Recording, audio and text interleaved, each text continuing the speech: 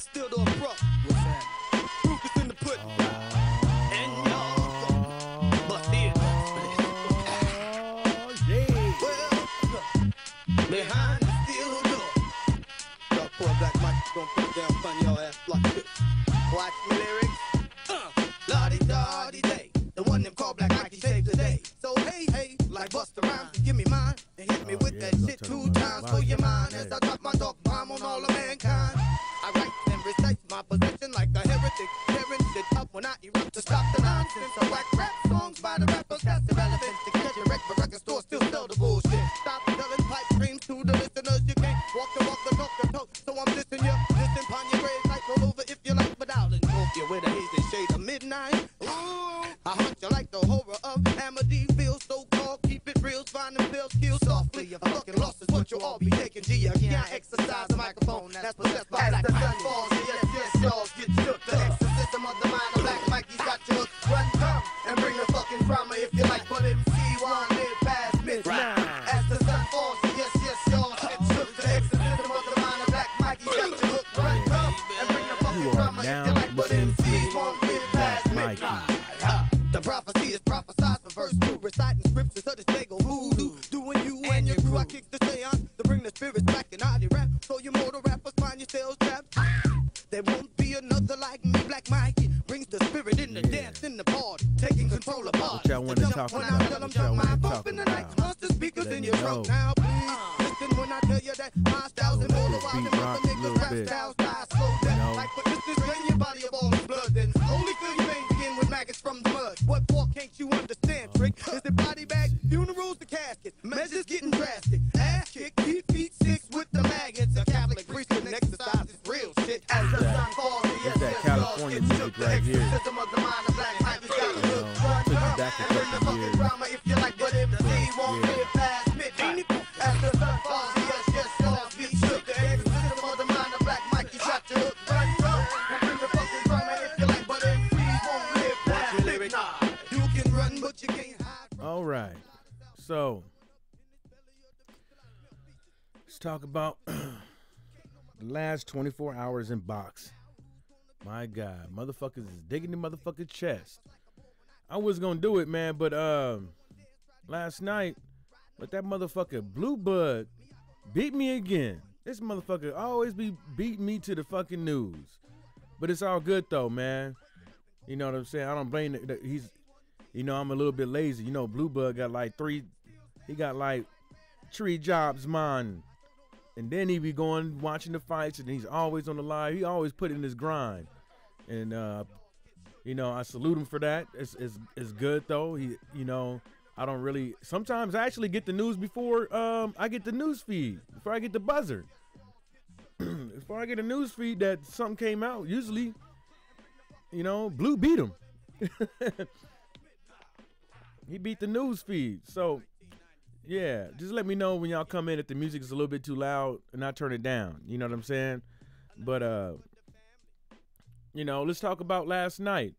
The zone card. I mean, do y'all think it was cool? Do y'all think it was, you know, worth $9.99?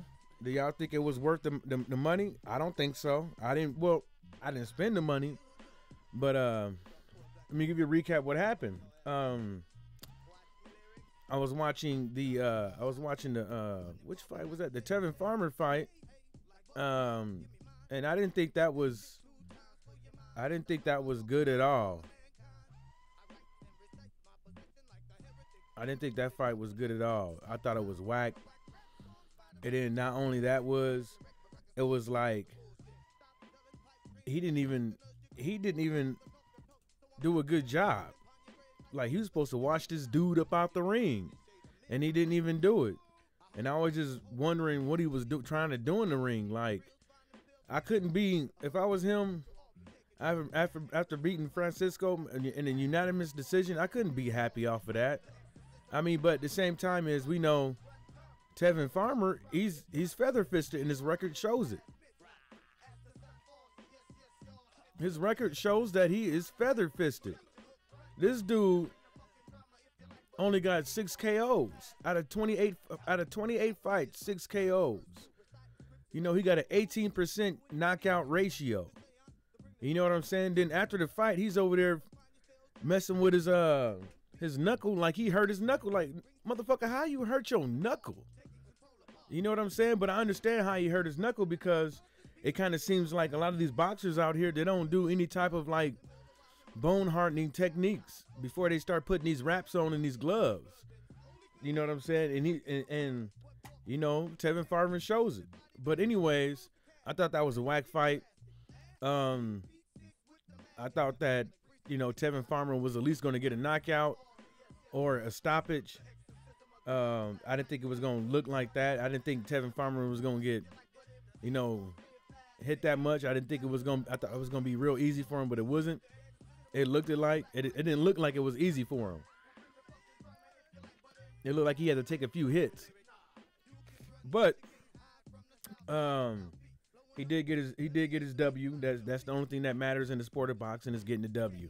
So can't really be too mad at him because that's the only thing that matters at the end of the day, who won and who lost. But now in the Canelo fight, Rocky Fielding, I mean, I can't really say too much on that because everybody already said it. You know, everybody already said exactly what needed to be said out there in the LDBC. So there's no really too much to talk about that because it was a whack fight. It was how, look, check this out. If that was Deontay Wilder, they would have ate him alive after that. You would have heard a whole bunch of boos. You would have everybody and their goddamn mama would have been on Deontay Wilder's neck about how he happened to get a cherry pick straight from the farmer. Like a farmer went out to there and showed him, was like, that's the best cherry on the fucking tree. You know what I'm saying? It's delicious. It was, man, I don't understand. Well, I do understand how they get this fight. I understand how he got the fight. I understand why they picked the fight and all that stuff. I mean, you got to think about it though. He's fighting Rocky Fielding, you know. Bring out some of them UK cats or something like that, you know. And then not only that this is introduction to the other side of the other side, you know, that little island across the pond, UK. But the real question is, after this, is who is going to fight. Who is Canelo Alvarez, Saul Canelo Alvarez, or wherever you want to fucking call him? Who is he going to fight next? You know, I didn't watch the in-ring interview. I didn't watch the post-fight interview either, because I didn't think there was no need to watch it. I figured that, and I don't see anybody say anything either. I figured that he would be conservative to what he's in his speech, and not only that he refuses to speak English, so that's another reason why I don't want to watch that shit. But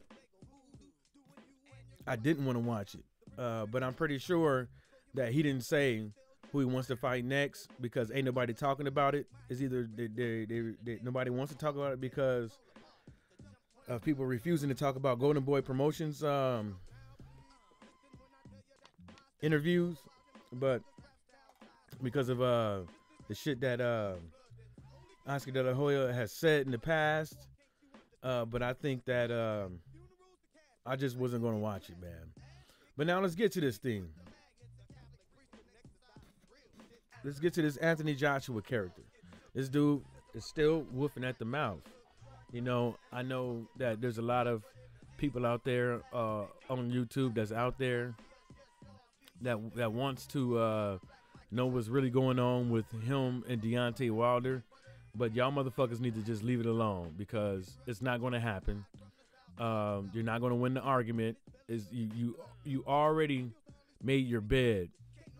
Matchroom Boxing has already made their bed. They already has a stance on what they want to give Deontay Wilder. and all that, and how they want to conduct their business with Deontay Wilder. Now, I can't really recall everything that was said in the interview. No, I didn't. I don't write shit down and stuff like that. But what I can remember is that the interview that I saw on YouTube was like, the subject was like, Anthony Joshua gives Deontay Wilder a gauntlet of demands. Look, that's the reason why the fight is not happening right now. Because because Matchroom Boxing feels that they could just sit over there and demand anything and everything that they want to. But that's not the case. You can demand everything you want to, but the other side has to agree upon it. And like Blue Bud said earlier this morning, and like everybody else should know, that Deontay Wilder did indeed fucking agree to his demands. And not only that, is Deontay Wilder also gave clear-cut demands twice. He said 50 mil with 80% on the back end, and he also said, hey man, I'll fight you just as long as whatever you gave me, you taking the rematch. And you know, it's like I said, Anthony Joshua keeps contradicting himself. You know what I'm saying? He's saying that Deontay Wilder threw the 50 mil at him and blah blah blah whoop, and he didn't take it because of how much money he'd get at the end. No, you already said that your manager. You said that your manager said it wasn't. You said that your trainer talked to you and said it's not a good idea, and you shouldn't take it because you deserve it. You deserve to have the fight in the UK. The fans deserve to fight. The fans deserve to have the fight in the UK, and then not only that, all your compliments, all your so-called accomplishments that you have gotten within 20 fights, you deserve this hoe. You know what I'm saying? Come on, bruh. Which one is it? Which one is it? Is it because the 50 million wasn't real? Is it because your trainer told you something? Or is it because at the end of the day you wasn't gonna get 50% of that 50 million with 80% of the back end? But this guy is continuing to woof at the mouth over and over again. I don't think they probably would have let Deontay Wilder in, but I was hoping that Deontay Wilder would have showed up. I was hoping, and I'm pretty sure Deontay Wilder wasn't going to show up because it's not worth it. It's not worth it at the end of the day. Because, you know, it probably would have caused some static that it would have been not conducive to Deontay Wilder's way of life. You know what I'm saying? You know, Deontay Wilder probably would have slapped somebody, or Marcellus Wallace, Marcellus Wilder would have. I said Marcellus Wallace. Does Marcellus Wallace look like a bitch? if you know, Deontay Wilder's brother would probably, or somebody, you know, this dude, nobody knows him in the U.S. Nobody knows this guy in the U.S. And Matchroom Boxing refuses to give Deontay Wilder, that. They're refusing. That's the reason why he's walking around here doing all these interviews, you know, on YouTube, ESPN, and all around America. But the thing about it is, after the interview, still nobody knows him. Nobody has saw you fight in the ring in America ever. Period. But you want, but you out there trying to demand respect from the American people and stuff like that via the media. Come on. Deontay Wilder fought in the UK. He fought in England. How come you can't come over here? I don't think there's a fight ever that. Let me look. I don't think Anthony Joshua has ever fought outside the UK. But this dude is walking around acting like he's the known he's known globally, but he's not. Yeah, this motherfucker never fought outside of the UK. But this dude thinks, like, check this out. The Zone won't make 20 million off of the Deontay Wilder versus Anthony Joshua fight. They won't make it. They will not make $20 million off the fight. But Showtime will. You see what I'm saying? Showtime, the Zone don't even do good publicity. They don't even do good PR. Like, why do you want to fight on something like the Zone when you can't even fucking get PR? Like, nobody even knows your fights is fucking happening. The only reason why people knew this Canelo Alvarez fight was going to, versus Rocky Fielding fight was going to happen because the Canelo Alvarez is fighting. That's the only reason why. But I wonder how these numbers going to do this month for the Zone. You know what I'm saying? I wonder how these numbers going to do. I wonder if everybody going to go out there straight jacking, because I think that's what they're going to do.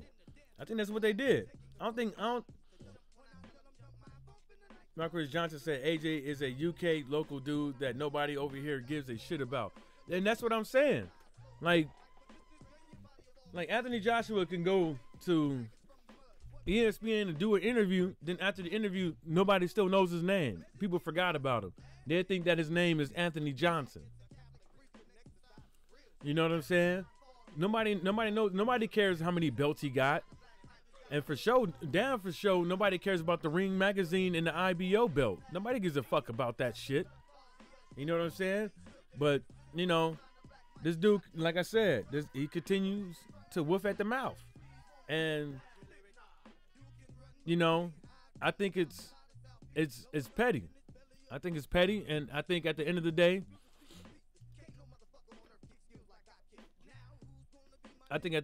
it shows. It shows that Matchroom Boxing's pettiness has got the best of them, because now they over there acting like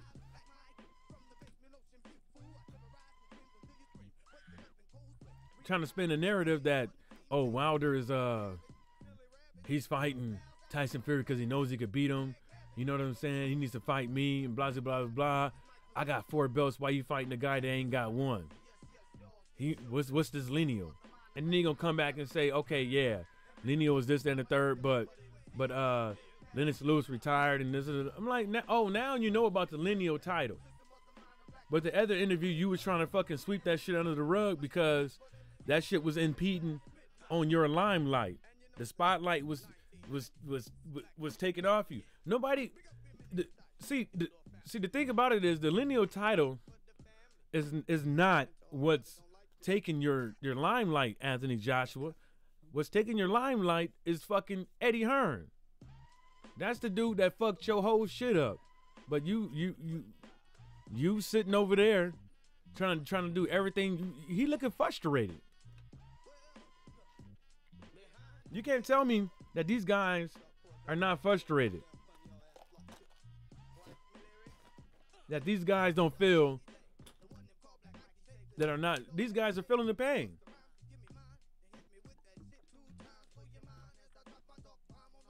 That same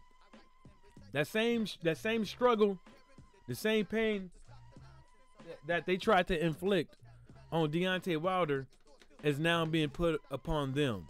And then now they got to do things and say things to make themselves feel better about their fucking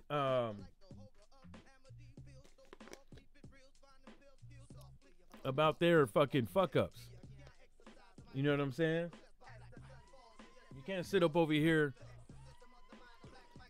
offering fucked up. Then the dude's gonna be like, Anthony Joshua's gonna be like, what'd he say? He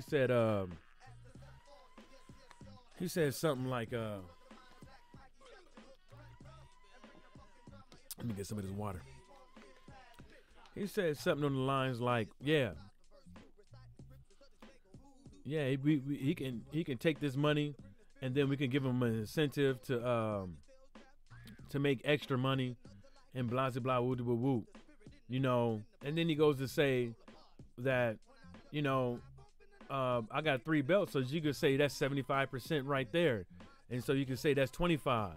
You know what I'm saying, for Deontay Wilder. You know what I'm saying? It don't work like that. It don't work like that.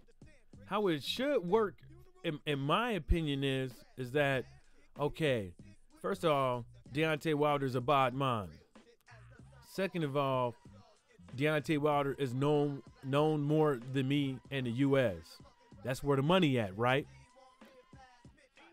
And then third of all, how much money is Deontay Wilder going to bring to the table for this fight? You know what I'm saying? Because you have to, and fourth of all, how many people in the UK know of Deontay Wilder? So there's 4 things you gotta think about. I mean, that's 4 things that I would think about. You know what I'm saying?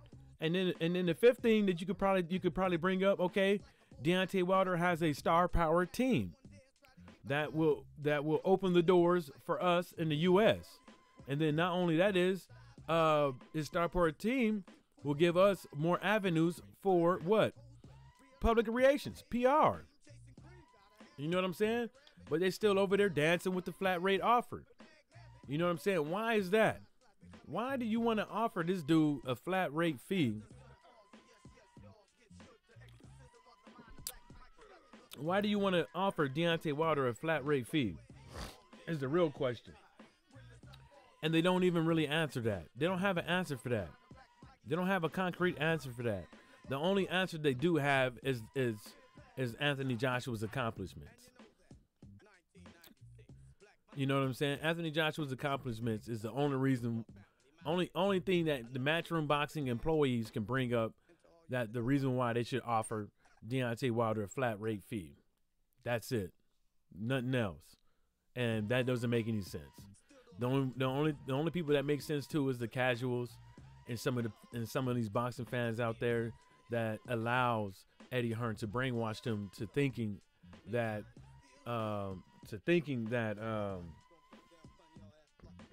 Deontay Wilder ain't worth more than 30% or a flat rate offer. You know what I'm saying? You know, it's proven that Deontay Wilder can do 20 million in pay-per-views in the United States. It's proven that UK fans, boxing fans, and casuals alike know who Deontay Wilder is over there in the UK. That's proven. You know what I'm saying? Eddie Hearn, Matchroom Boxing. Well, I'm not going to say Eddie Hearn. Matchroom Boxing set up shop in the UK. Matchroom Boxing set up shop in the US. Why? Because they know that they can only make X amount of dollars over there in the UK. But there's a whole bunch of untapped fucking money over here that hasn't been dug into because American boxing has been on the so-called decline. You know what I'm saying? But the reason why it's on a decline is because we have a lot of sports over here that competes with boxing. And then not only that is, these American news outlets, they refuse to put their money behind and their power behind an American fighter. You know, ESPN and all these cats, they put all their money behind Triple G before he took his L on national TV. And then after that, slowly they stop talking about him much, you know, lesser and lesser. You know, and now look what Golden Boy trying to do. They trying to trap Triple G. You know, they trying to trap Triple G, telling Triple G the only way you're gonna get the trilogy fight is if you come and fight on the zone. Which is understandable because Triple G ain't got no foothold in America. You know what I'm saying? As far as, you know, somebody that's gonna put him out there for the whole world to see. You know what I'm saying? But I'm pretty sure that there are, you know, networks out there that that probably would want to be like, okay, yeah, man, come over here and fight on us, fight on our network. I'm pretty sure there is, but the size of the zone in America is very small. You know what I'm saying? The zone has to compete with, you know, Fox, CBS. You know, CBS, they still got their own thing, but even though they're not their own thing. But anyways, you know, Showtime. You know, so there's, you know, you got to compete with these cats. ESPN, you got to compete with these cats. You know what I'm saying? And the zone is like a fucking a mouse trap. You know, it's like a mouse in a fucking mansion. You know what I'm saying? With a whole bunch of fucking dogs walking around. You know what I'm saying? The fucking mouse gotta watch his step or he gonna get his ass toe up. You know what I'm saying? He can't come out when he want to. The zone can have fights, you know, when they want to and not have to compete with American fucking sports. And the reason why that is because, you know, you got all these networks out here that already got dates. You got all, you know what I'm saying? You got all these networks out here that have already have proven fighters on their network. And then when the zone comes out with a card like they did twice already, the one down in Kansas and then now the one yesterday, when they have any sorry ass cards, it shows. You know what I'm saying? What the zone should have did was, if they wanted to come out here in America and show their worth and all that shit, they should have came out with a fucking bang. They should have came out with off the rip, like bam, bam, bam, and show some good cards. But instead, what they did was they sold some lackluster cards, and guess what? And they view count, and their subscription count is gonna correlate right with it. You know what I'm saying? It's gonna correlate right with it. And then at the end of the day, they're gonna fail. But at the same time, is, you know, people can say, okay, well, they're new, they're still trying to figure stuff out, blah blah blah, woody woo woo. But you know, this is America. You know, the first thing people gonna remember is the first thing and the last thing people gonna remember is your first fucking impression. Your first fucking impression in America is always going to come back to fucking haunt you. You know what I'm saying? Because when you come up with another card, people gonna be like, man, I ain't watching that shit. You know what I'm saying? You got to come correct. Now, shit, Canelo's gonna have to wait until what? He's gonna have to, because he fought in New York, so, you know, that's at least, was it? Anyways, yeah. You got to wait 90 days. So he probably got to wait 90 days to have his next fight. And so, January, February, March. So we're looking at March, April. Man. We're looking at them 3 months. Canelo Alvarez going to have his next fight. But the question is who he's going to fight. And then the question is, who is AJ going to fight after all this woofing at the mouth? And then this bitch ass motherfucker gonna have the audacity to bring up Klitschko. And it's not his fault. That's Eddie Hearn's fault. That's Eddie Hearn's playing the game. He's using. See, these motherfuckers always talking about using somebody else's fucking name. Anthony Joshua was saying, "What's up, BFTB?" He's always using somebody else's name. But then he's the first one to come out here and say that Deontay Wilder, Tyson Fury is using their name. That's not true. That's not true. These people out here walking around wanting to know what's going on.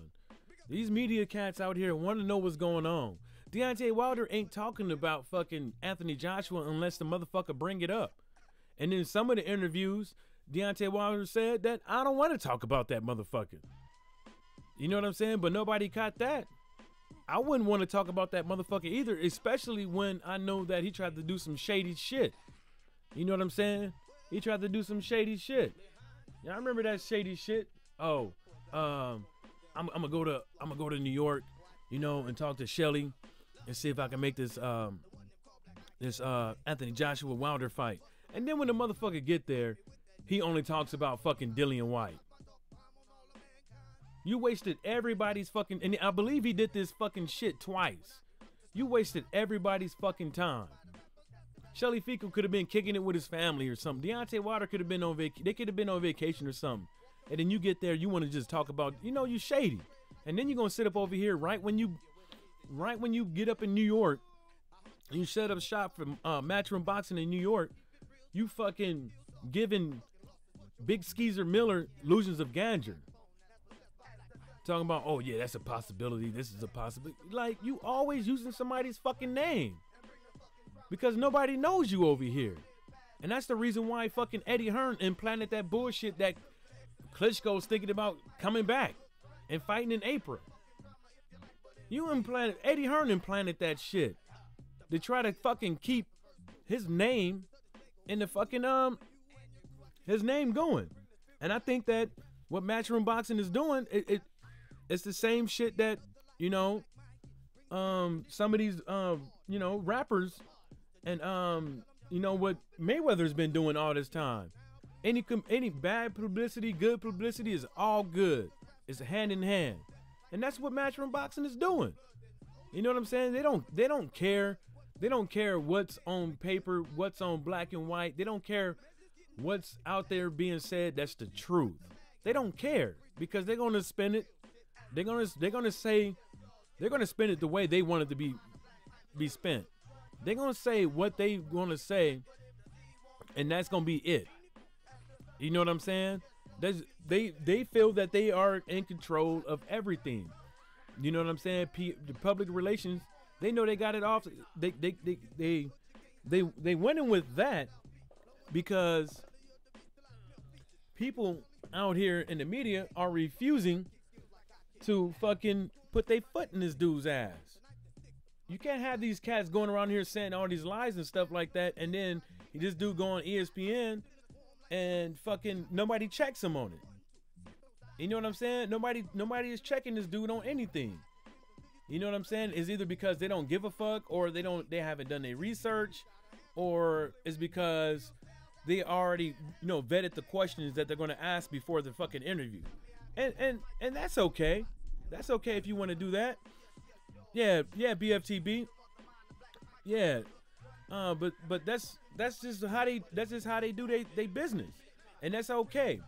Because at the end of the day, Anthony Joshua will be looking like Rudolph the Red-Nosed Reindeer, and he's not going to play in any reindeer games, you know what I'm saying, come next year, because it's going to be Deontay Wilder versus Tyson Fury once again. But the thing that pisses me off the most, I haven't heard this whole Mauricio Suleiman, this fat fuck, talking about, oh, I'm not going to sanction the Wilder versus fucking Tyson Fury fight until after the Canelo fight. Motherfucker, you could have done that on Skype. You could have done it on Google Hangouts. Y'all could have had a meeting while you was taking a fucking shit after you been eating all that goddamn Clenbuterol beef. You know what I'm saying? And that's the shit that pisses me off, man, because it's like they trying to put a monkey wrench in the progress of boxing. You know what I'm saying? Are they gonna say, oh, are they gonna say, oh, I'm sorry, not after this fight? Well, they kind of alluded that it was after the Canelo fight, but then the way it was worded, it could have been after the December 22nd fight. So if the WBC doesn't rule it now that they're gonna sanction the fight, they're gonna rule it after the Dillian White Chisora fight. You know what I'm saying? And I think the reason why they're going to do that is because they're going to mandate Tyson Fury fight the winner. You know what I'm saying? I think the WBC is going to put a monkey wrench in the progress of boxing. If the consensus going around is that, over the years American boxing was on the decline, and then all of a sudden we get our biggest heavyweight fight in the last fucking 10 years, and the WBC is going to sit there and hold their sanctioning their sanctioning fight card in their back pocket. That makes me believe that we are going to get jacked. We're going to get jacked. You know what I'm saying? Like, are you going to, like, that's just me, man. What do y'all think about that? Y'all think that the WBC is going to put a monkey wrench in the Deontay Wilder versus Tyson Fury 2 fight, or the WBC is going to call for the fight, going to sanction the fight in the next couple days, or are they going to sanction it after December 22nd? I think it's going to be December 22nd. I mean, December 23rd. They're going to sanction the fight, but they're going to order Tyson Fury to fight somebody, and that's going to be Dillian White, and they're probably going to call that. They probably going to just call it a mandatory for him to fight him, or they're going to say that he's going to be the second fucking mandatory. BFTB Boxing said the only thing I can think they would put as a holdup would be Brazil. I can see them ordering White versus Fury. Yeah, that, and then Brazil, like they can wait for Brazil until December. You know what I'm saying?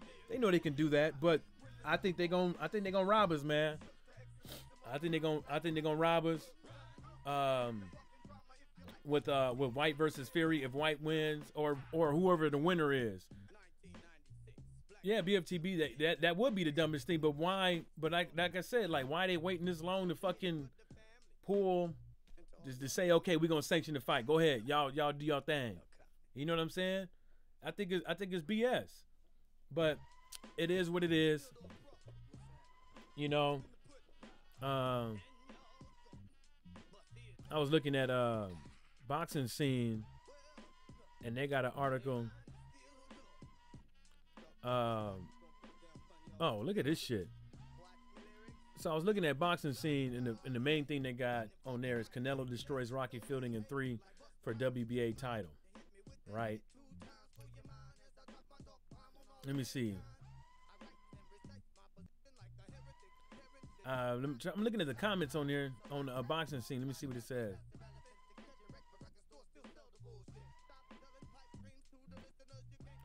One comment on there on the Boxing Scene said, I even watched the post-fight interview to see if Canelo would say anything interesting. He did not. This was the kind of a fight you throw some manufactured drama to make it worth it. Have a fan fly in. Nah, see, that's even people on Boxing Scene know this shit was in the comments know it was bullshit. Yeah, it is bullshit though. Even the commenters on Boxing Scene think this Rocky Fielding fight was bullshit. And then fucking De La Hoya gonna say Canelo showed that he can fight at 160 or 168. That fight does not show shit. What the fuck you mean? This motherfucker's still smoking coke. I mean, snorting coke. This motherfucker has to be snorting coke if he believes that Canelo fighting Rocky Fielding means he can fight at 160 or 168. That don't show shit. I don't understand what this dude this dude is it the cocaine? Is it the cocaine? I think it's the cocaine. And why this dude worried about fighting at 168? Fight at 160, motherfucker. Fight at 160. Shit. Fight at 160. Fight at 154. You know what I'm saying?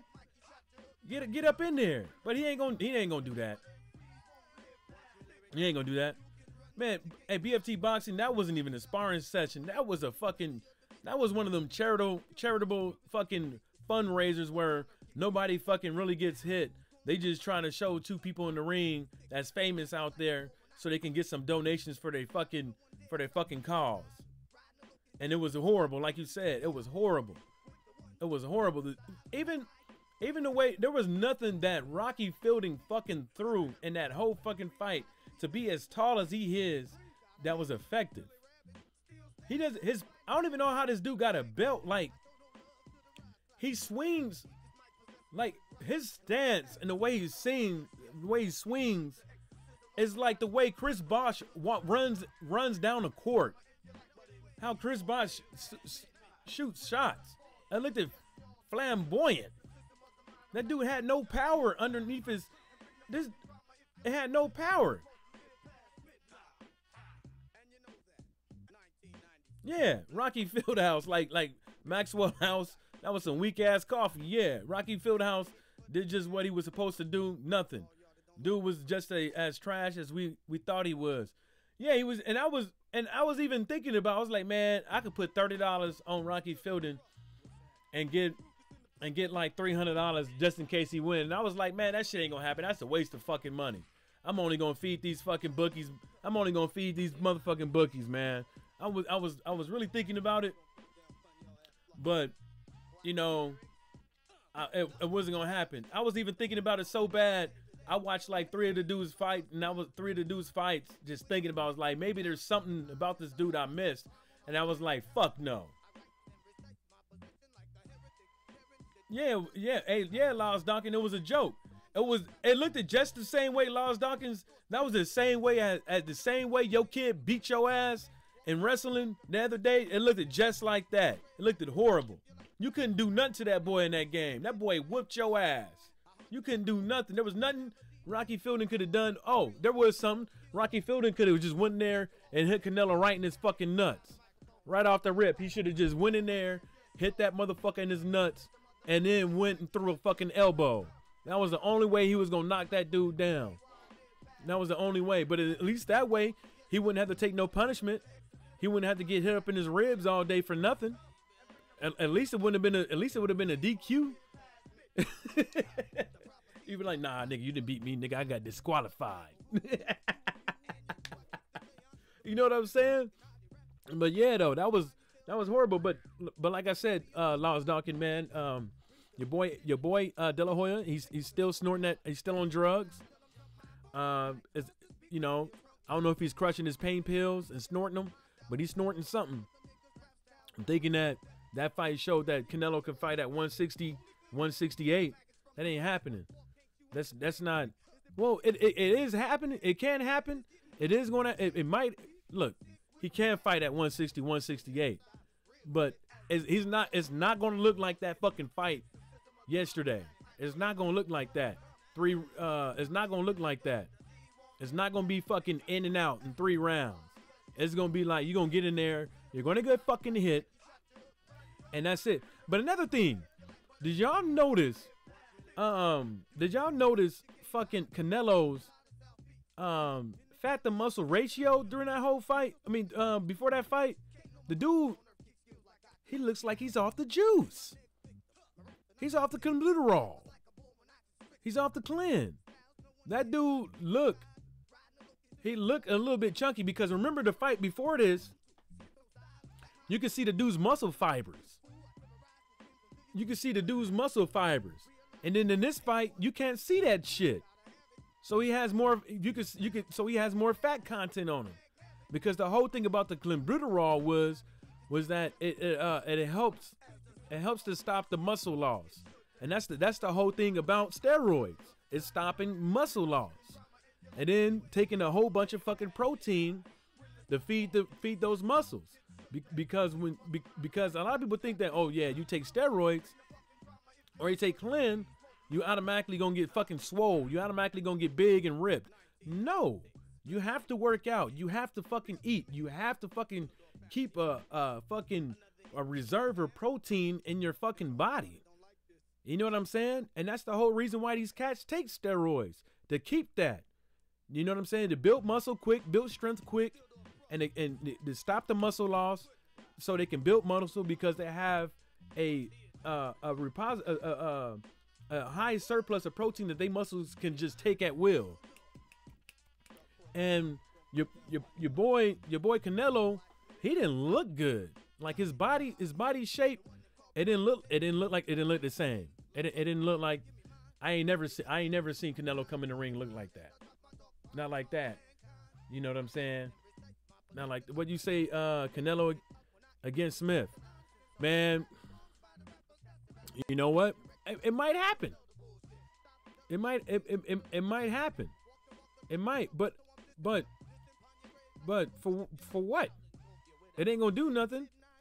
It ain't gonna do nothing. But if it do happen, it should be in the UK. But I don't think that's gonna happen. I think it's gonna be. I think he's gonna go after. I think he's gonna go after one of these belts. Hell. You know what I'm saying? Look at he might get Ramirez, Jose. He might do one of them. He might stay at 160. I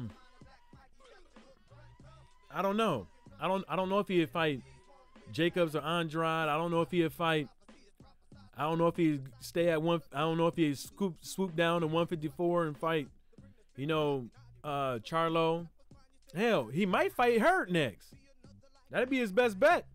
I mean, well, damn, that's still semi a cherry pick though. That's not really a cherry pick, but to me, Jarrett Hurd didn't look that great in his last fight either. Maybe he was playing possum with his game, but Jarrett Hurd cherry picked too. That was a cherry pick too.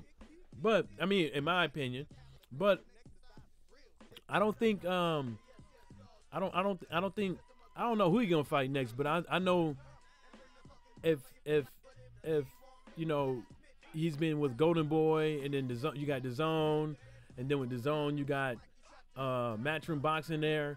I'm gonna assume that they are going to go with their regular old MO, which is chase the belts and stay the fuck away from anybody that stands in the way of them collecting the belts. It's like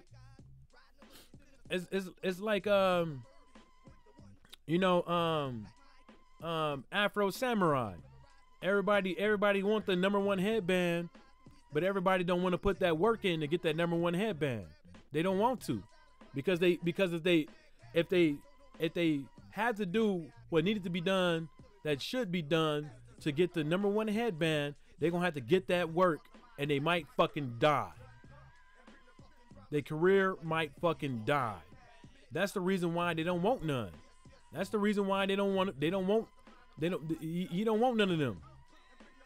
You know what I'm saying? You don't want to fight nobody, especially like them Charlo brothers. You don't want none of that. He'd be better off fighting Danny Jacobs or Top Ramen Head Jarrett Hurd. You know what I'm saying? Or Jose or Gumberto. He'd be better off fighting them. You better stay away from Charlo. You know what I'm saying? But the real thing is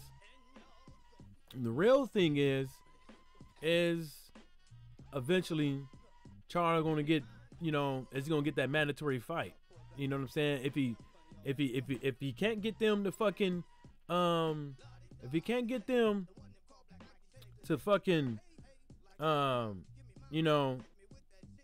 sit at the table and call for the fight, is he just gonna fucking force their hand, force him to either leave, vacate the belt, or stick around? You know what I'm saying? That's another thing. And then another thing, look at Tevin Farmer. Look at Tevin Farmer. He said the most stupidest thing. I can't call it word for word, but it was the most stupidest thing I ever heard somebody. Well, I ain't never heard. But look, I'm tired of black motherfuckers walking around here talking about money this, money that. You know what I'm saying? It ain't. What? It's the same. It's Eddie's. That's Eddie's her MO. Look at me. We getting this money. We got these belts and blah blah whoop whoop. Come on, Tank. Come on, Tank. Come and fight me, Tank. Well, we already know what the deal is. Even if Tank Davis was willing to fight the dude, which I believe he is, even if PBC was willing to make the fucking fight, or, whoever ready to make the fight, you know what I'm saying? I still believe that they're gonna pull some fucking fuck shit and foil the fucking plans of us getting a good fight. Because Tevin Farmer, he's one fight of that motherfucker. He's one fight away from fucking getting knocked to smooth the fuck out. He's one fucking fight away. One fight away.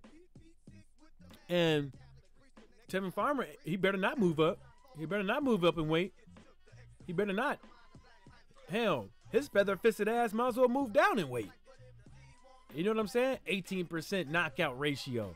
Come on, bruh. What you think? What do you think, Lance Dawkins? What do y'all think out there? Who do you think is gonna happen? What do you think is gonna?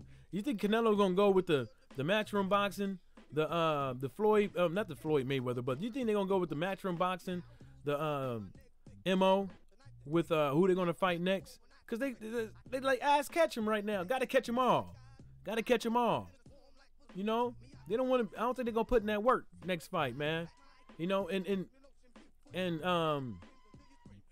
even kind of like Oscar's saying, it's like, oh, we proved that Canelo can fight at 160, 168. Okay, so you saying this was a fight that it was easy for y'all to get a belt, so y'all can sit up in there and y'all can move around in the ring at 160, so y'all can show the whole world that he can fight at these two weights, in which we all knew he could in the first place. But the thing about it is, we don't know. We don't know based off of that fight, and nobody knows before the fight how would he compete in those rankings against those, you know, those heavier opponents. You know what I'm saying? Which would be good for him because Canelo likes to take clenbuterol. Canelo likes to bulk up and all that stuff. You know what I'm saying? So it'd be good for him because then that way he ain't got to worry about missing weight. But he ain't got that juice no more. And like I said, his body showed it. His body showed that he's off the juice. And all that stuff. Now back to your boy. Anthony Joshua, man. You know, this whole. I'm trying to listen to this interview. See what he said.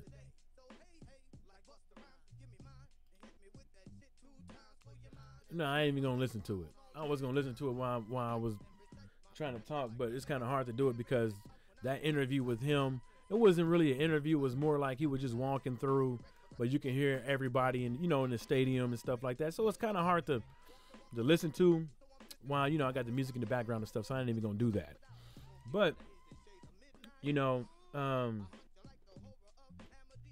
y'all think we're going to see the Anthony Joshua versus Deontay Wilder fight in 2019, or are we going to have to wait in 2020 like Matchroom Boxing has already been saying? Because they said 18, 19, 22. 18, 19, 20. That's what they said. So do y'all think that we're going to get this fight in 19, or we're going to get this fight in 20? Because, the WBC, is, they already contemplating about, making the Deontay Wilder Brazil fight at the end of the year, it seemed like. So do y'all think out there that we're going to get this fight in 19? I don't think we're going to get the fight in 19. I think we're going to get it in 20, because what's going to happen is the same thing that happens all the time with Matchroom Boxing. They're going to get up in there. They're going to try to negotiate with Deontay Wilder. And they're not going to give Deontay Wilder his... They're going to give Deontay Wilder the one thing that he wants, which is a rematch clause. They're not going to give it. They're not going to give him that, because the way I put it like that is that even if it's a even fight card in the UK, even if it's a even fight card in the UK, Deontay Wilder will lose his belt. If it's an even fight card in the UK, Deontay Wilder would lose his fucking belt. I think they would.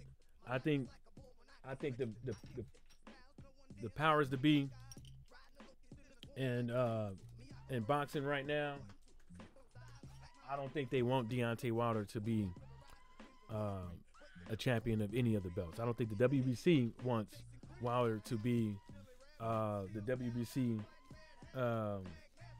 heavyweight champion. And the reason why I believe they don't want that is because what they have been doing. Everything they've been doing is not conducive to this guy. So, like, right when Wilder got the WBC belt, the WBC ordered, Wilder to fight, not immediately, but they ordered him to fight Povetkin. You know what I'm saying? So around that same time is Wilder could have fought Charles Martin, or at least offered Charles Martin some ducats to fight Charles Martin. And there's even articles out there. I kid you not, there are fucking articles out there that Charles Martin team was saying, yeah, we wanted to fight, saying that how they wanted to fight Wilder, saying how it would have been good for two Americans to fight for a unification and all that stuff. But the thing about it is that I don't know what happened, but it kind of seemed like neither team pursued for that unification.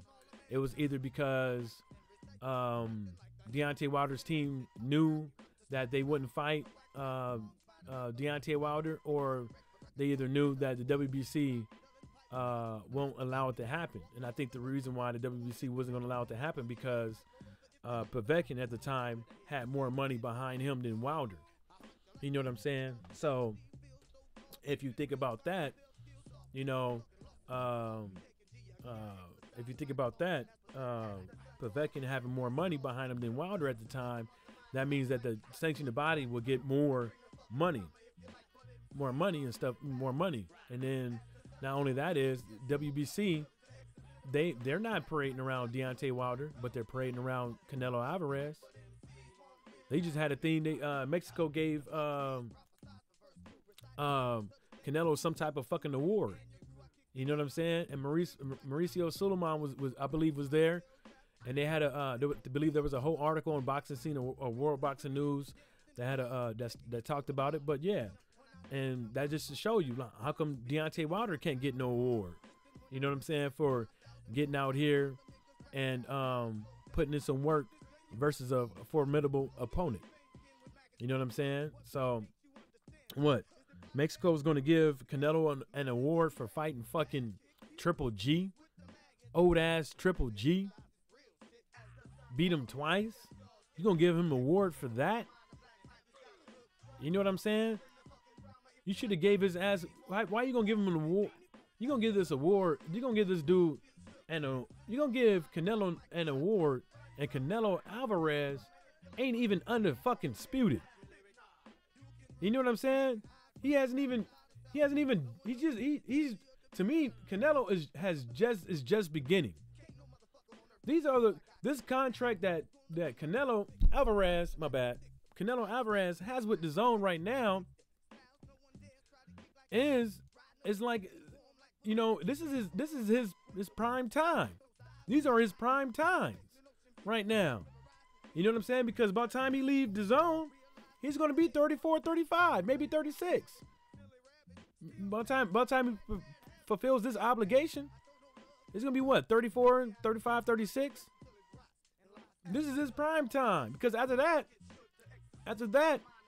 his style of fighting, he's not going to be around that long.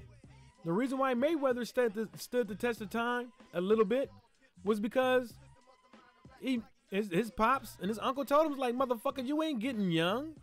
You can't be sitting over here fucking banging with these young bucks like that no more. You getting old. He's gonna get old. So when you know, after this DAZN contract, what is he gonna do? Is he gonna take an L? Is he gonna fight? Is he gonna fight?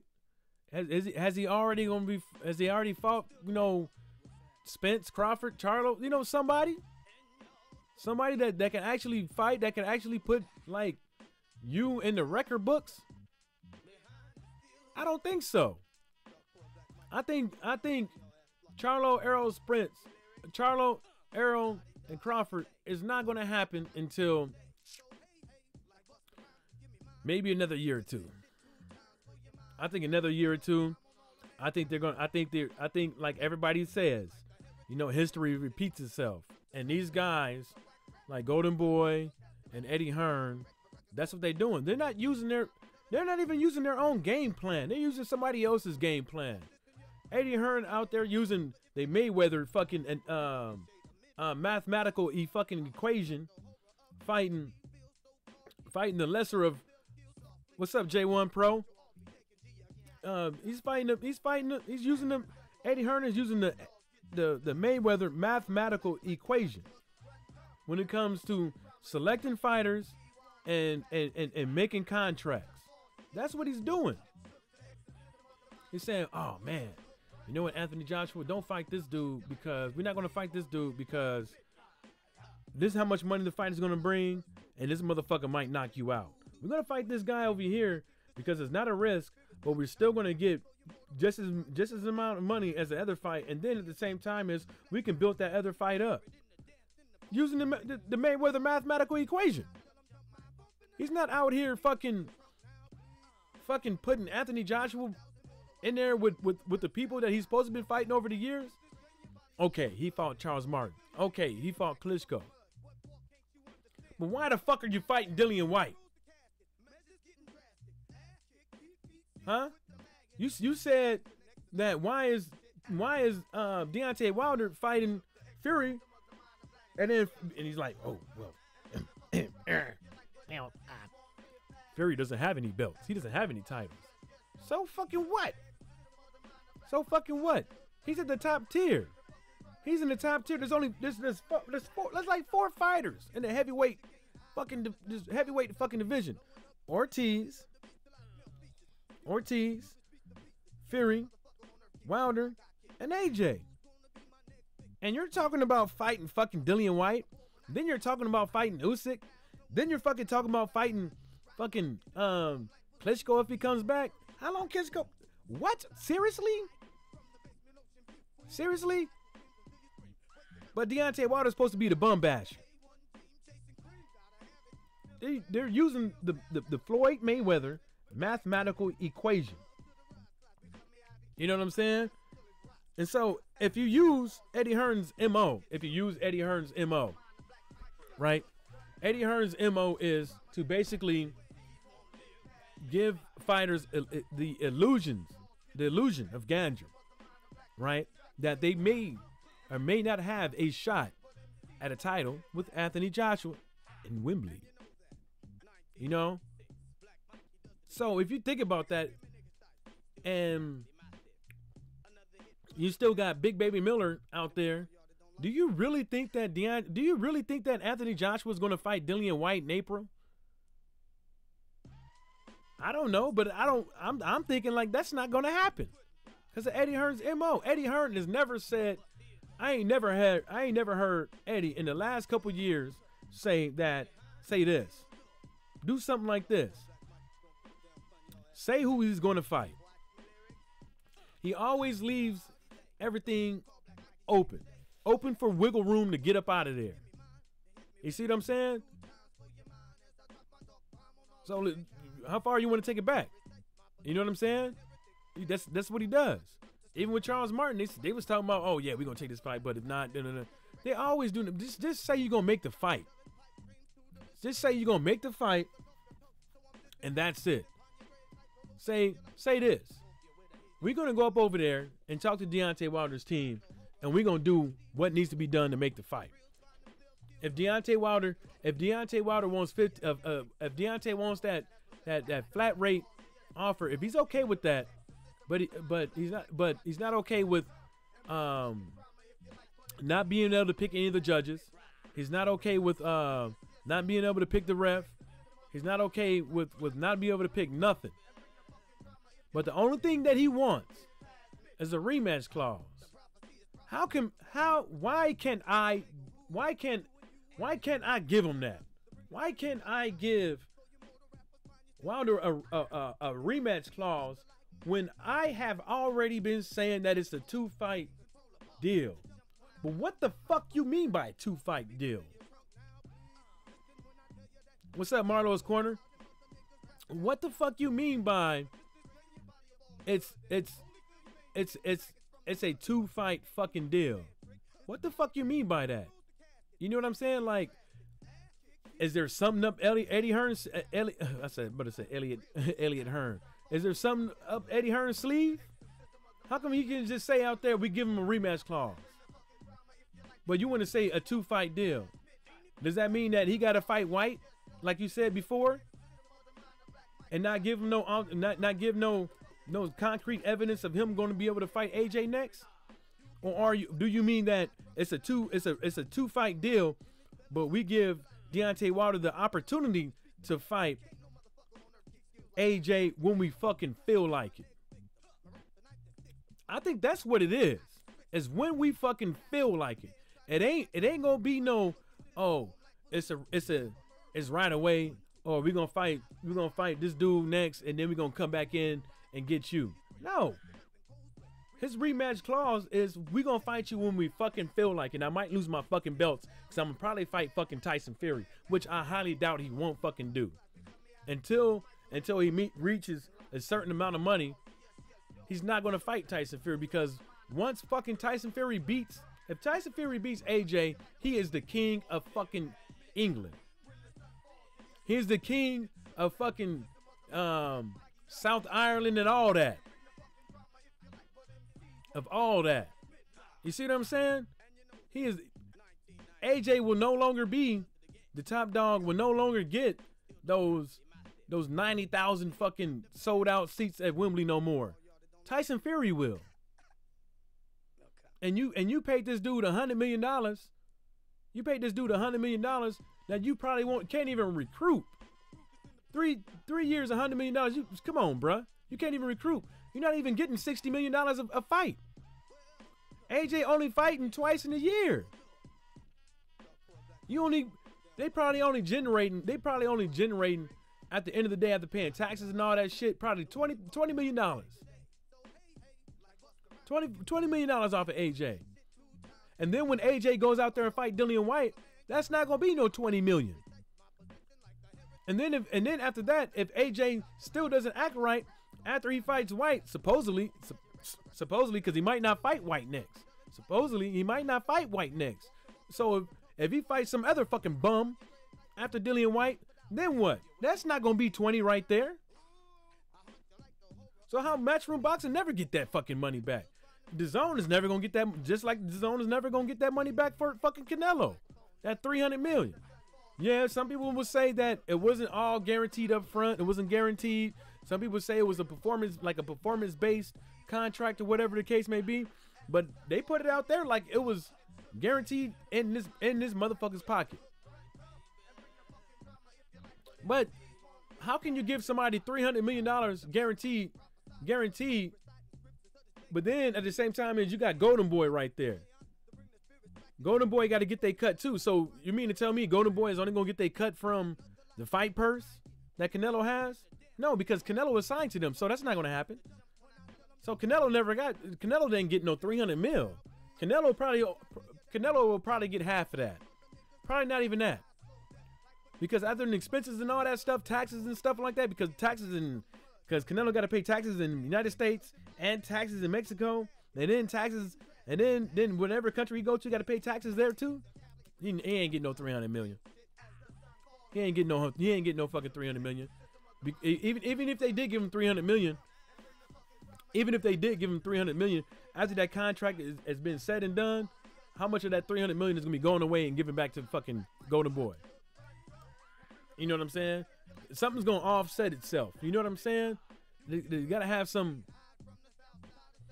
type of offset. So what do y'all? Hey, Marlo's Corner, man. So I was pandering. I was talking about the idea that since that one article came out with Maurice Suleiman saying that he's not gonna call the Deontay Wilder, sanction the fight for Deontay Wilder versus Tyson Fury until after the Dillian White versus Chisora fight. What do you think about that? What do you think is gonna happen from that? Do you think that's the okie doke? Think we getting bamboozled, run amok, hoodwinked? Huh? I think we are. I'm trying to find an article, get boxing scene. I'm trying to find an article real quick so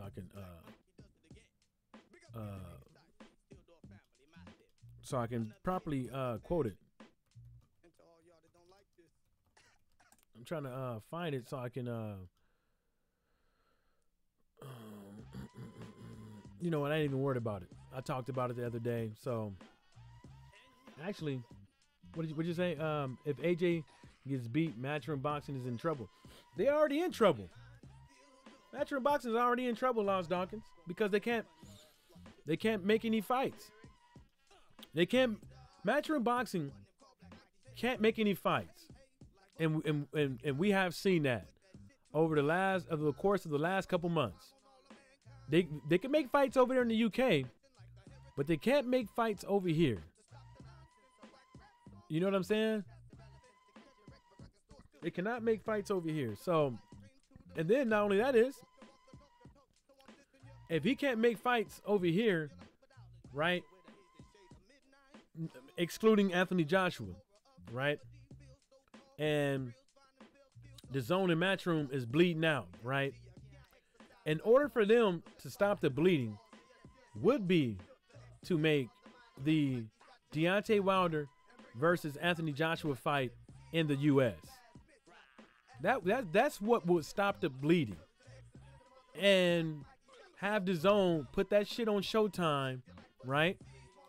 And then the zone gets they cut from it. You know what I'm saying? Or some type of code thing they can do, agreement or whatever. You know what I'm saying? That's the only way they can stop the bleeding. I think Marlo's Corner said, I think it's the numbers they waiting on Michael Johnson, but it could be the okey doke half allowed. Yeah, I think they got us. J1 Pro, I just realized I'm wrench. Yeah, I give out wrenches, man. I everybody in here already noticed in the other chat room, so you know, I got confidence in everybody here, and plus ain't nobody coming up in this joint anyways. Ain't nobody smoking me out. Ain't you know, so it's all good. But yeah, I'm still trying to find the article. I think okay, I think I put it in the description on this one. Did I put it in there? Damn, I didn't put it in that one. I thought I put it in the description of that one video I made. I thought I did. Yeah, sure enough did. Okay. Cause I wanna. Okay, so WBC said no official ruling for Wilder versus Fury 2 until after White versus Chisora. But the thing that made me the reason why I said that is either after Canelo or after the White versus Chisora fight, because in this whole article, I think World Boxing News misquoted. I put it in here. I think they misquoted Mauricio Suleiman, or maybe didn't tell the whole thing. They left something out. And the reason why I think that is because this is what Marcio said. He said the WBC will sanction the Wilder/Fury rematch. We're just waiting on. Okay, they did say they said we're just waiting for December 22nd. So yeah, and then they said, and then after that we'll make the official ruling. So yes, they're waiting for Dillian White versus Chisora to happen. Their rematch to happen to call the fight. Why the fuck is that? Why? You know what I'm saying? Let's see. Marlo's Corner said, I think it's White numbers not up. It must fight for AJ. Yeah. I mean, that could be it too. But I was just thinking that they just trying to fuck some shit up. You know? They just trying to fuck some shit. Like even if White's numbers is good, because I remember one interview Derek Chisora had stepped to Dillian White, and Derek Chisora was like, "Man, what you want to make the fight?" You know, Derek Chisora, he comes off like a mob boss. He's like, "What you want to make the fight, man? I'm talking to you, man. What you want to make the fight?" And then Dillian White was like, "Man, I want $5 million." He was like, "Okay, I got you." He's like, "You want to shake on that?" And they shook on it, and they parted ways. You know what I'm saying? And I'm pretty sure Derek Chisora and his team, right, could have came up with that $5 million. They could have came up with that $5 million because they would have got that $5 million back and some, just off the pay-per-view and just off the gate. You know what I'm saying? I don't know what happened after that. I don't know if they did offer the $5 million or they never came up with it, because I saw some stuff on Dillian White's Twitter. He was basically saying where the money at, donkey, and always reposting the donkey with the carrots and the satchels. Marlo's Corner said to get the buzz right, take away from the winner versus AJ, laugh out loud, good move. Yeah. But I don't know, man. I just think they full of shit. I don't think there's no need to wait. Only thing they need to do, like Deontay Wilder said, don't wait, make the date. That's all they got to do. There's no, like, but me, I'm thinking that all the disappointments that we've been getting when it comes to boxing over the years, all the fucking disappointments, all the fucking, this is the worst, that's the worst disappointment that I can think of, that I'm thinking that's going to happen, because that's what they've been doing. They've been doing this in and wondering why, and then WBC wondering why they're not getting their sanctioning money. Yeah, Marlo's Corner. I don't trust no promoter either. You know what I'm saying? And Eddie Hearn's a part of it. I think Eddie Hearn know. I think Eddie Hearn already know. I'm pretty sure Eddie Hearn is in the know on what's about to happen come April. Because if that's the case, why won't Eddie Hearn just say, we're fighting the winner of Derek Chisora versus Dillian White next? Why can't he just say that? Why can't he just say April 13th, this is who we fight? Wilder don't want to fucking play no games with us, because we ain't even gonna give him a rematch anyways. We're gonna give him a 2-fight deal, whatever the fuck that means. You know what I'm saying? That means the 2-fight deal means whatever Eddie Hearn wants it to fucking mean. That's what it means. Whatever Eddie Hearn wants that 2-fight deal to mean, that's what it means. You know? Lance Duncan said, is Derek Chisora ranked by the WBC? He ain't gotta be. He ain't gotta be ranked. I believe he ain't gotta be ranked for the WBC to call for somebody to fight another fighter. I don't think he has to. Because I believe the WBC has called for unifications as well. I don't think he has to be. And plus, not only that is, if you read the WBC rule book, they damn near God. They wrote their rule book to where they are always in control, no matter what the fucking scenario is. No matter what it is, they're in control. They could call for a mandatory tomorrow and then call for 2-3 more mandatories the next day. And then they could call for a mandatory, and then I believe they could renege on it. You know what I'm saying? So they are in control. You know what I'm saying? Yeah, Derek Chisora, he's up there. Let me see. Let me look at the spreadsheet. Derek Chisora is in the top 7, is 7 in the WBC. So there you go. And Derek Chisora is also he's 5th in the WBA, he's 5th in the IBF, and he's 11th in the WBO. Even though I'm pretty sure he fought some of those guys that's ahead of him. I'm pretty sure. Damn, Junior Faye. How's he in front of him? Otto. I don't know how some of these cats are in front of Derek Chisora though. Brian Jennings, Tom Schwartz, Jarrell Miller, Zhang. I don't Fujimoto. I don't know. Yeah, Marlo's Corner. Yes, they can change at any time they want. Marlo's Corner also says, see, top 3 to 5 are in the mix. Man, I don't know, man. Sometimes I believe that this whole federalizing thing of boxing is cool, but then sometimes I believe it's not. Just off the simple fact is that you know, I know for a fact there's a lot of boxers out there that are great that have never been heard of before. They just never got that fucking they just never got they breakout fight. And then by the time they do get their breakout fight, they've been beaten down and they're old. You know what I'm saying? And sometimes I think that with boxing, man, it sucks though, because like it just sucks though, because when you think about it though, some of these fighters are not really in control of their own fucking destiny, their life. They're not in control of anything. It's not necessarily because they signed with somebody. and stuff like that is just because they have no money behind them. You know what I'm saying? And then yeah, I mean, I was reading the stories about how fucking Evander Holyfield was getting fucking blackballed and rolled over and stuff like that. Like nobody wanted to fight him. He had to fight a whole bunch of motherfuckers just to get a fight. You know what I'm saying? Just to make some money. I was reading stories that Evander Holyfield wasn't even making no money, really. You know what I'm saying? I'm surprised that motherfucker, I don't even know how he was eating. You know what I'm saying?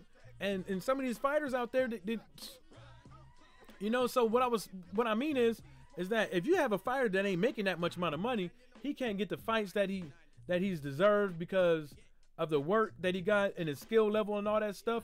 Cause you can't tell me there ain't somebody out there that could have gave Canelo more work than Rocky Fielding. Yeah, Marlon Square. Yeah, exactly. And that don't make no sense.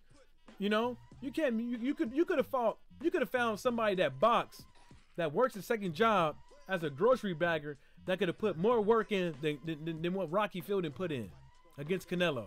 And there's some cats out there that work second jobs. You know what I'm saying? Because boxing is a full-time fucking job. There's cats out there that work full fucking time jobs that could have put more work in there than Rocky Fielding. And what I'm saying is that it sucks though when you were a good fighter or you were a decent fighter, and the only thing you need is some fucking fights out there to get yourself even better, so you can get a strap or be out there to compete for a strap better than what Rocky fucking Fielding did, is that they're not even in control of their own fucking destiny. And then when you federalize it, I think it's even gonna make it even more fucking worse. You know what I'm saying? Because now you got cats. Now once you start getting into federalizing thing, and now you got another set. Now you got another set of fucking jackasses that come in. Now you got cats you probably got people that know nothing about boxing, talking about boxing and trying to make fucking rules and got ideas on how, and you know what I'm saying? Because you gotta think about it though. And then you got them Uncle Toms out there. What you gonna say? Well, we're gonna put some ex-boxers out there. Who you gonna put? Tyson? You gonna put Mike Tyson out there on the board of trustees?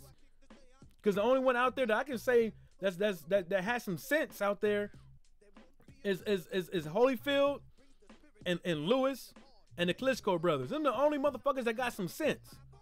You know what I'm saying? That will actually do right by fucking boxers as far as health, as far as making sure fighters out there fight who they supposed to be fighting. Because Evander Holyfield was over there in Canada with this whole tournament they had to try to get some of these fighters ranked in some of these sanctioning bodies. You know what I'm saying? I don't see a whole bunch of people fucking talking about that. And I believe that was this year or last year he did that. I don't see Fight Hype and them cats over there talking about the good things that these ex-fighters are doing. You know what I'm saying? And I just think that, you know, it sucks that a lot of these boxers is not that they are not in control of their destiny and of their career. It's somebody else that's fucking holding them back. It's somebody else. The worst thing a man can ever feel in life is that another man is fucking holding him back. You can't get no further because somebody else don't want to make you further, help you get further or allow you to get further. They just holding you back because they fucking can. Because they think that if you just do this and do that and blah, blah, blah, and feed you a couple of trinkets, buy you a car, buy you a necklace, keep some money in your pocket, they can keep you shut the fuck up. Why they got this other guy that looks pretty, that has the body type, that has the golden mouthpiece that they could put up in front of these fucking cameras and make some money off of, instead of have him fighting who he's supposed to fight to make boxing great again. Look at Canelo. It's the same shit. Look at Canelo. That's him. He's white, Mexican, redhead. Some people call him Sal. Some people, you know what I'm saying? Some people call him, come on. Some people call him Sal. Why do you think they call him Sal? That sounds more American. That sounds Italian. That don't sound Mexican. And then the motherfucker refuses to speak English, even though he do. That's a joke. just say Derek Chisora beats Dillian White and then he gets a shot at Deontay Wilder. Nah, that's a joke. That's a joke, but I don't think they have stooped that. Man, that'd be bad. That'd be bad. Yeah, that'd be horrible. That'd be horrible. That'd be a bum bash. Marlo's Corner said, I was Dawkins P. That would piss me off, but it can happen. I want AJ or Fury next. Exactly. Marlo's Corner, easy work for that 168 title. Oh my God, easy work. Easy work. He might have. This is what he should have did. This is exactly what Canelo did. Canelo went to a fucking daycare center, daycare center, with a whole bunch of babies in there. Smacked the goddamn baby across the fucking lips. Took his bottle, kicked the fucking baby carriage over, and then walked out. That's what the fuck he did. Walked in there, slapped that poor baby, took the motherfucking took the goddamn bottle out of the baby's mouth, kicked the fucking stroller over, and walked out. I don't know what they're gonna do, man. I don't know what they're gonna do with. I don't even know what they're trying to do with Canelo. Well, I know what they're trying to do with Canelo. They walking around trying to collect all the belts. The same shit. Marlo's Corner. That's what he did. That's exactly what he did, though. He wouldn't slap that poor baby across the lips. Give me that. Shut up. Stop crying. Then kick the carriage. And then looked at the other babies and said, "What, y'all want some too?" Yeah. But I think what Canelo's doing, he's collecting all the belts. He's doing the same shit what Anthony Joshua did. Fight Charles Martin. Fight all these fucking bums. Get these fucking belts. Fight the easy fights. You know, Eddie Hearn says it over and over again. Massive risk, profile, and there's another word he always uses. Massive risk, profile, and something else. He always uses those words over and over again. That's what he's doing. That's how he picks his fights. Profile and massive risk. Profile and massive risk. Profile equals the money. Massive risk equals a no-no. You know what I'm saying? Yeah, Marlo's Corner. I'm rolling, fam. Hell yeah. Beat him down. I beat you down. Type shit. Yeah. All right now. I see you later. Marlo's Corner view out. Yeah, but that's exactly what he's doing, man. It's all right. I mean, I'm just fortunate enough to where I found a link to watch the fight and didn't have to pay $10 or had to put all my information into an app just to watch that fucking fight. Shit. It was more painless. It was less painless to deal with all them fucking pop-ups on them stream websites. This is the one I use right here. This is the one. I'm gonna type the one I use. ATDHE.SX. Oh, I thought you said when you said rolling, you said you meant like you laughing. That's what I just typed in the one I use. That's the one I use. I also use VIP box, but most of the time I'm using the ATDHE.EX. Their fights on there, the quality on the fights have been getting better. I remember being on VIP box, First Row, and all these websites. It used to be extremely horrible, but over the years they've been getting a lot better. ATDHE.SX is pretty good. I think for the Canelo fight, I don't think it skipped. I don't think it lagged, not once.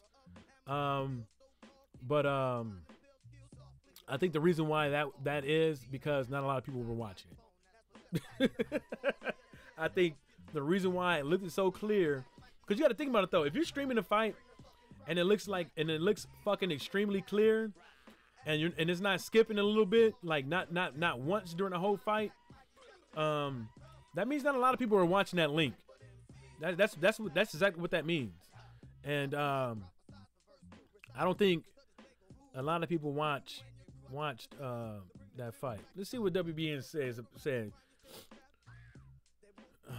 So World Boxing News said Canelo drops Rocky 3 times to become 3 weight champion. Who fucking cares? Oh, and they got a picture of Canelo with a picture of the zone in the right hand corner. Yeah, they're not really. And that's some bullshit. What's up with all these cats? Look, and this other clown, David Lickernuts. What's up with this cat, man? Mr. Dehydration, Mr. Oz gets hospitalized. That is some dumbass shit. You, like I said yesterday, man, that dude failed his whole fucking team. And I don't want to hear no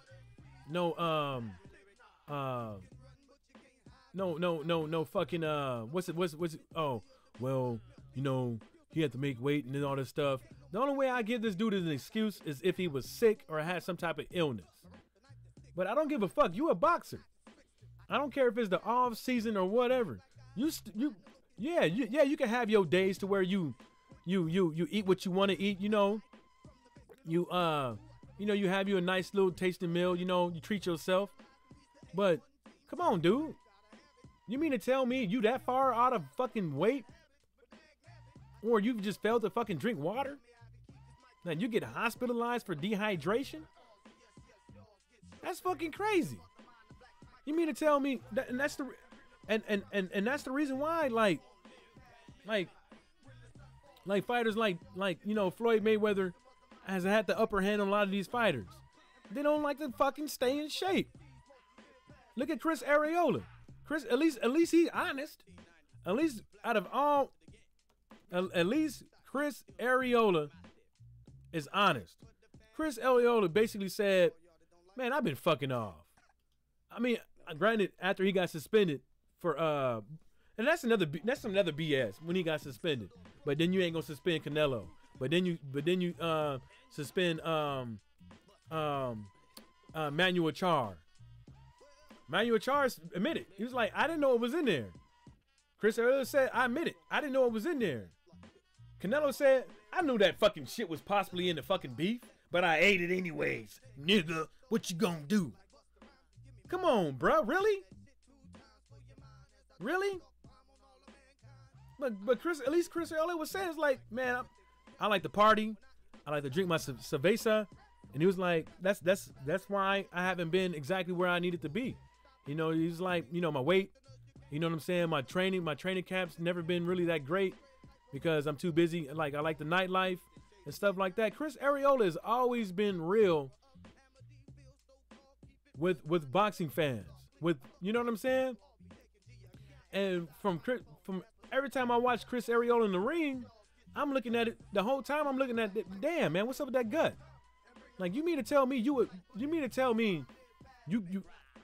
got to be, as a heavyweight, the style of fighting that he has to be a little bit more limber. He got to be limber on this. He got to be able to move on his feet. I know he's a big guy. He got some weight on him, but you can't be using your head as a shield during a boxing match. You know what I'm saying? All the time. That's how you get your nose broke, your orbital bone broke.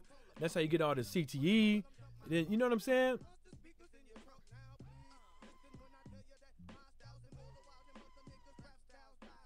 When he belongs knocking Cabell, where is he rated by the WBC? He's a European heavyweight champion, and he beat the shit out of Derek Chisora this year in Monaco. I'm looking. I don't see that dude. Let me see. Let me do it. You know what? He's probably... Nah, he ain't ranked. Did you spell the name right? Because you didn't spell it. Because he ain't ranked. He ain't ranked in the top 15. He's probably ranked in the top 30. But you know the spreadsheet don't show the top 30. You got to actually go to the sanctioned body's website and pull up the PDF. Because he ain't. If my Los Dawkins, did you spell it right? Because he ain't ranked nowhere. And you know what? I'm gonna watch that fight later. Matter of fact, I'm gonna watch that fight. I'm gonna watch that fight right after this. Oh, you talking about that fight? Actually, that was a decent one too. I mean, it was okay. It was okay, but another thing I don't understand is Derek Chisora and Dillian White. Them two motherfuckers. Well, I don't think Derek Chisora really. I don't think he ever. I haven't heard too much of him talk about Deontay Wilder, but Dillian White can't be calling nobody no goddamn windmill. That motherfucker, he throws wild punches like and opens his whole body up. Granted, you don't want to be in front. You don't want to be in front of those punches when they hit you. But he's throwing punches like from all the way back from Africa. You know what I'm saying? Like this dude, some of them uppercuts, some of them, and then that wild right hook he throws, it's disgusting. Nah, he ain't ranked. I just pulled it up here. Look, I just put the boxing rankings in here too. Put the link to it right there. There you go. Put the link right there. So all you got to do is just look for yourself. But I don't see him. I don't even know Caballel. I don't see him. He's German. He sound like he kind of like. I think I saw that fight though. I think I saw it. Oh, Igit Caballel, yeah. Nah, he ain't. Igit. Nah, he ain't ranked nowhere. He ain't ranked nowhere. Let me press control. Let me find. Nah, he ain't ranked nowhere, homie. He asked out.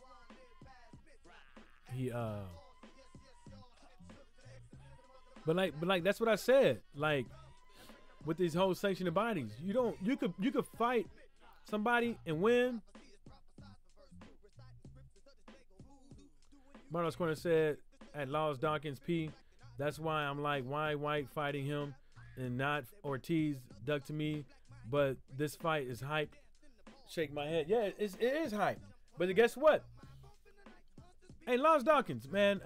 Since you over there in the UK, can you give us a consensus on whether or not y'all over there in the UK even want to see this fight, or if it's just like y'all don't care for the fight, but y'all know it's two British guys fighting, so y'all going to go see it. So I know you guys are more patriotic when it comes to watching your fighters fight over there than how we are.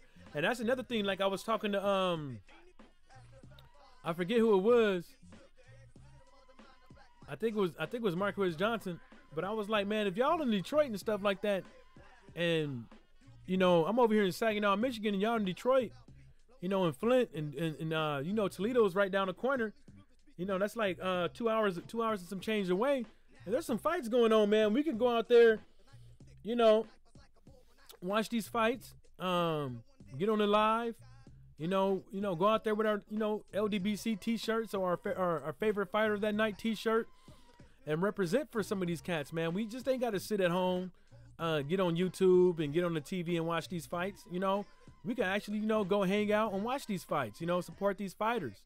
You know what I'm saying? Because the more support they get, and who knows, we might be able to, you know, collectively talk to one of them cats on live or do an interview, because the more, you know, exposure that these boxers get, just benefits boxing as a whole. You know what I'm saying? So, and back to that Caballel dude, man. Like, this is just me.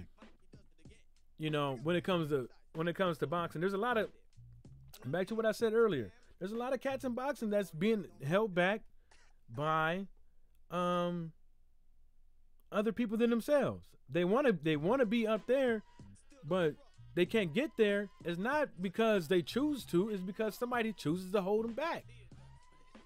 You know what I'm saying?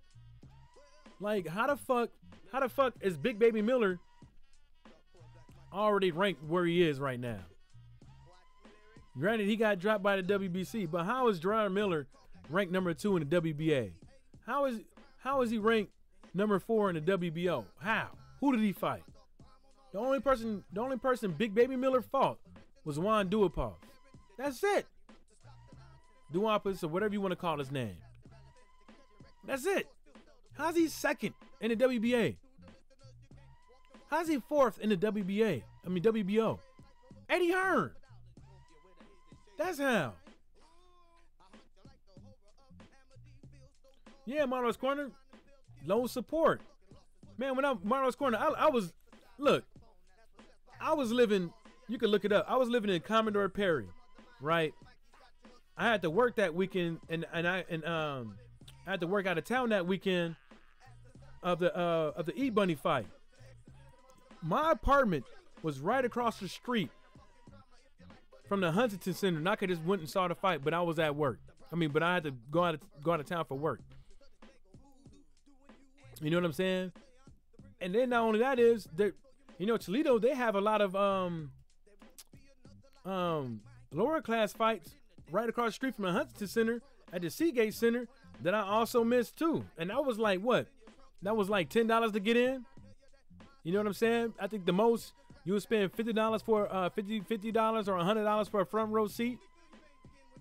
You know what I'm saying? You know what happened? Oh, Lawrence Dawkins said no real boxing fans don't want it, but it's Eddie Hearn selling it to the casual fans because the first fight was a good fight, but over here people want Dillian White to fight Ortiz. God damn, I didn't know that. Damn. So the drones is gonna listen to Eddie Hearn and gonna watch what Eddie Hearn's put out there because the last fight was decent, but let me reword that because I don't want to do the same shit that Eddie Hearn be doing to other people. So you basically saying that people want to see, the casuals want to see Dillian White versus Derek Chisora because the first fight was a good scrap. But the real boxing fans, the ones who watch boxing on a frequent basis, want to see White versus Ortiz. Yeah, that's sad. Yeah, real see real. You ain't lying about that, Marlo's Corner. Yeah, that's crazy, man. That is crazy. Oh goddamn, that's crazy. And let's see what else we got. Scorecards from. Like, nobody want to see that fucking. They got news on here from World Boxing News, like scorecard for Canelo Alvarez versus Rocky Field. Nobody give a fuck about that goddamn scorecard. I don't give a fuck about that shit. Nobody. And then another thing, you know, that Katie Taylor fight, man. What I see I watch every now and again. I watch the female boxing and stuff like that. And what I see with female boxing is it's a huge gap between like the good fighters and the lower class fighters. And then what I see majority of the time is that what gets a lot of these female boxers is the height advantage that some of these other female fighters have. And then what I'm noticing is a lot of these female fighters, they're not really boxing per se. They're more like they're just using techniques. You know what I'm saying? They're just like when they coming out and throwing punches, they're throwing like combinations, like setups that they already had before the fight. Like they're not going with the flow. You know, like the one chick, she just comes out and goes straight to the body. You know, beating up this little chick, you know, but I don't see too much of actual like going with the flow and actually like, you know, she swings, I actually give a counter, you know, I keep coming, you know, I see a lot of like, you know, a lot of these women letting the other women off the hook. Like once you know this woman's hurt and you just stunned her, you know, they don't come back with it. They kind of like back off, reset, and go back again like you didn't just hurt her or she ain't wobble. Anyways, Marlo's Corner says Eddie got dreams for the casuals in the UK. Shake my head. The real boxing fans going to be his nightmare. Yeah, and but Marlo, his nightmare is already here. His nightmare is already here. Anthony Joshua ain't got nobody to fight. In the zone and Matchroom Boxing, America is bleeding out. It's a promoter's worst nightmare to have all these fucking these these debts out here and not being able to pay them. Not being able to pay them. You can't pay them. You got all this unsubstantiated fucking debt or whatever you want to call it, and it's building up. It's building up day by day. Every time they have a fight, it's building up. Every time the zone, Matchroom Boxing has a card in the U.S., they spewing out money. Yeah, Fury's another nightmare too. Fury's another nightmare. Look, Anthony Joshua got 3 nightmares. He got Ortiz, Fury, and Wilder. And the thing about it is, Fury, Wilder, and Ortiz, they like, come on with it. All 3 of them like, yeah. After me and Wilder, after Wilder and Fury get it on, Wilder and Fury like, yeah, come on, motherfucker. Ortiz is like, man, I'll take that fight, man, like a bum straight off the beach. I don't need to train. I'll take that motherfucker right now. You want to fight in April, man? Call the date, man. I'm there. You know what I'm saying? And then he's doing fight cards in his last, like, what did Zone do last time? 15K? What this one do? Nobody watched that shit. It was horrible. Then if people did watch it, they probably deleted that fucking app off their phone immediately.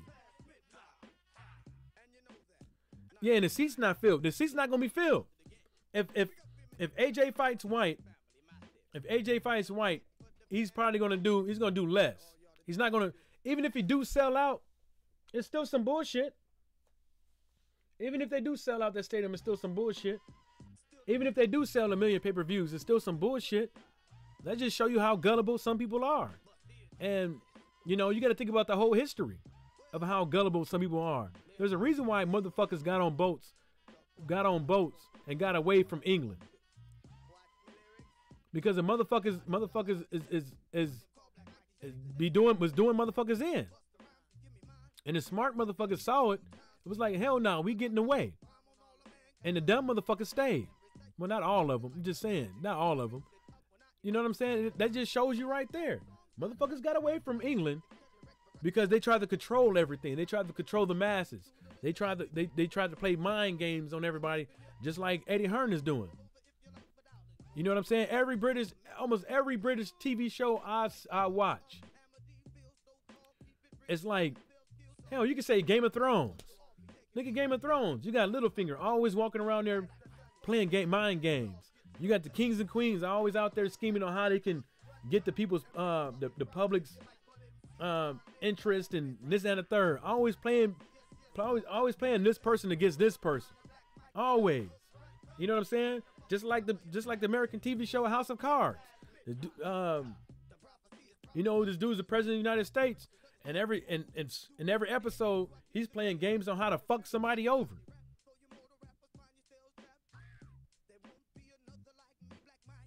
Yeah, Marlo's Corny. I can smell the bullshit from here. You see, he ran across the pond after the. Oh, I'm sorry. Let me read that again. I can smell the bull from here. You see, he ran across the pond after the water fight. Yeah, he ran. And you know what? It would have been funny as hell if Wilder would have popped up on Anthony Joshua like Jack in the Box. Like that little thing go ding ding ding ding ding ding ding ding, and he just went boing boing boing boing, pop right in front of his face. Anthony Joshua would have shit bricks. He would have ran up out of that motherfucker. He would have been like, oh hell nah, who let this nigga in? and then you see how Anthony Joshua was trying to talk like he was a Brooklynite. He was like, it's Brooklyn in the house.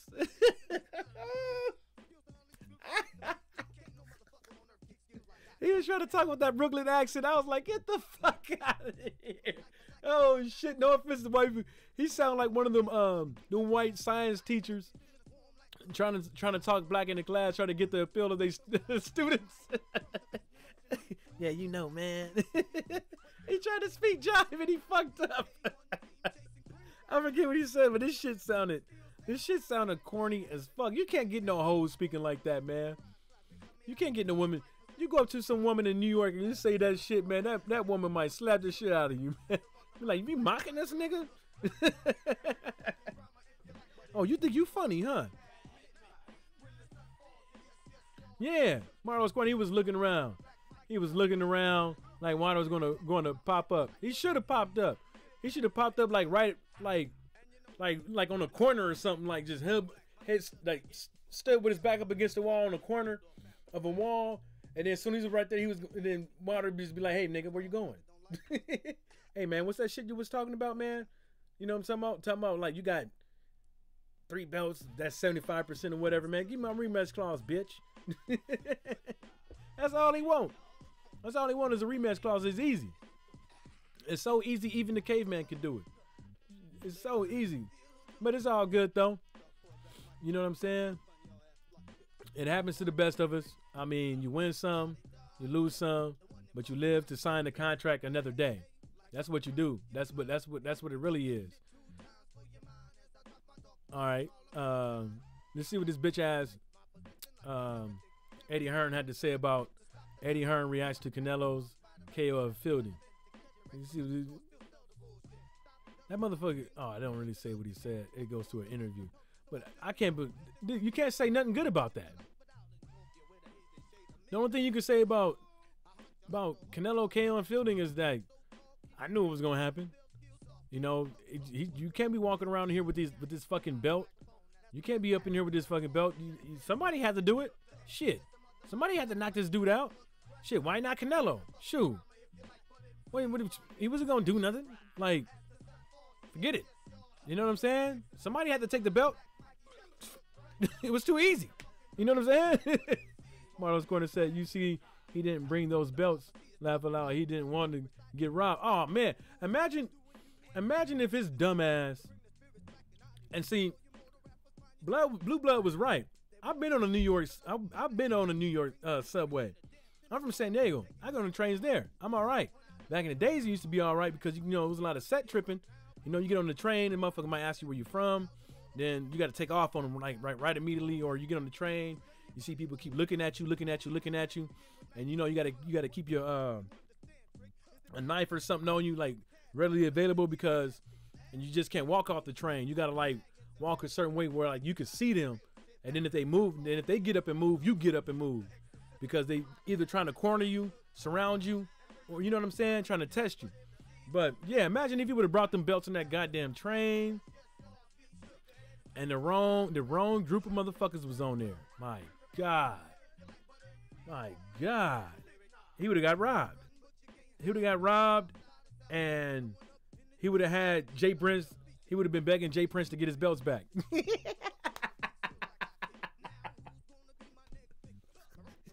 would have been begging Jay Prince, 50 Cent, Pat Poose. He would have been begging any New York artist, any New York Mongol he could find, Fat Joe. He'd have been begging everybody to find his belt to get it back. And Pat Poose, Fat Joe, now everybody be like, who the fuck is you? Who's this Anthony Joshua dude? Yeah, it's facts, man. I used to hate doing that shit, man. Right on the, you know what I'm saying? Right back in the days, right on the train, the trolley. We call them trolleys in San Diego, man, because you know when you back in them days, like you looked at young, you was black, or you was younger and you looked at Latino, everybody assumed that you was in the gang. You know what I'm saying? And so, God forbid, it's on 4 or 5 day, 4 7 day. Those are like the holidays for the Bloods and the Crips, where they go on like riding sprees. Basically beating up people, shooting people, stabbing people, and God forbid you got to get somewhere, and your only means of transportation is a fucking trolley. You got to be on your P's and Q's. You got to have a knife or two or something. I used to carry knife and pepper sprays. I got a group. I'm going to spray them and I'm going to stick them. J1 Pro, they might think AJ played for the Giants. Oh, man. You know what? To tell you the truth, they might think AJ's a fucking cheerleader. Because they got male cheerleaders in the NFL. They got male cheerleaders now. They might think he's a fucking cheerleader. That's what they think. They'd be like, oh, man, I saw you in them underwear commercials, man. Oh, you must be the one of the male cheerleaders for the Giants, huh? Oh, man, you old punk motherfucker. You don't get no respect around it. Get your ass off this. Get your ass off this train, bitch. Catch the next train. Get your fucking ass off. You and your peoples, get the fuck off. You know what I'm saying? Nobody want to see that shit. Some motherfuckers sporting draws and shit.